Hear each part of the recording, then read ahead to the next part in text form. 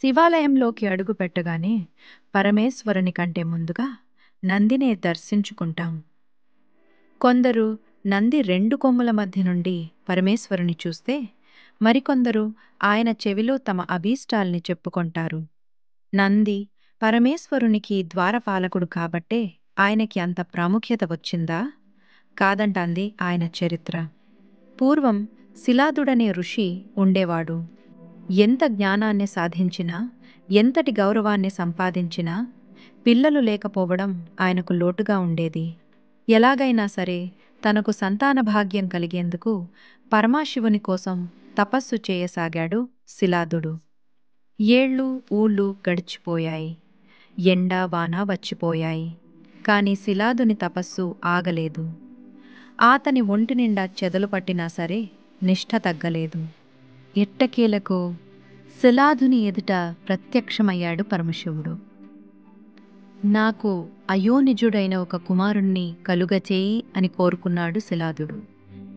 అతని భక్తికి పరవశించిన పరమేశ్వరుడు తథాస్తు అంటూ వరాన్ని అనుగ్రహించాడు. శివుని వరాన్ని పొందిన శిలాదుడు ఒకనాడు యజ్ఞాన్ని నిర్వహిస్తుండగా ఆ అగ్ని నుంచి ఒక బాలుడు ప్రభవించాడు. ఆ బాలుడికి నంది అని పేరు పెట్టి అల్లారుముద్దుగా పెంచుకోసాగాడు శిలాదుడు. బాలుని జననంలాగానే అతని మేధ కూడా అసాధారణంగా ఉండేది.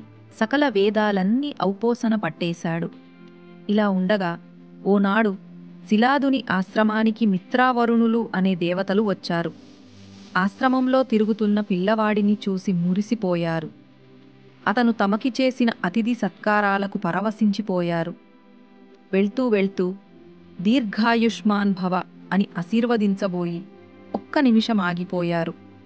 నందివంక దీక్షగా చూసి మిత్రావరుణులు ఎందుకలా బాధలో మునిగిపోయారో శిలాదునికి అర్థం కాలేదు. ఎంతగానో ప్రాధేయపడిన తరువాత నంది ఆయుష్షు త్వరలోనే తీరిపోనుందని తెలుసుకున్నాడు శిలాదుడు. భవిష్యత్తు గురించి తెలుసుకున్న శిలాదుడు విచారంలో మునిగిపోయాడు. కాని నంది మాత్రం తొణకలేదు, బెణకలేదు. శివుని అనుగ్రహంతో పుట్టినవాడిని కాబట్టి దీనికి మార్గం కూడా ఆయనే చూపిస్తాడు అంటూ శివుని కోసం తపస్సు చేయడం మొదలుపెట్టాడు నంది. నంది తపస్సుకి మెచ్చిన శివుడు అచిరకాలంలోనే అతనికి ప్రత్యక్షమయ్యాడు. శివయ్యని చూసిన నందికి నోట మాట రాలేదు.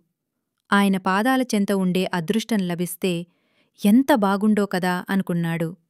అందుకే తన ఆయుష్షు గురించో ఐశ్వర్యం గురించో వరం కోరుకోకుండా అచిరకాలం నీ చెంతనే ఉండే భాగ్యాన్ని ప్రసాదించు స్వామి అని శివుని వేడుకున్నాడు నంది.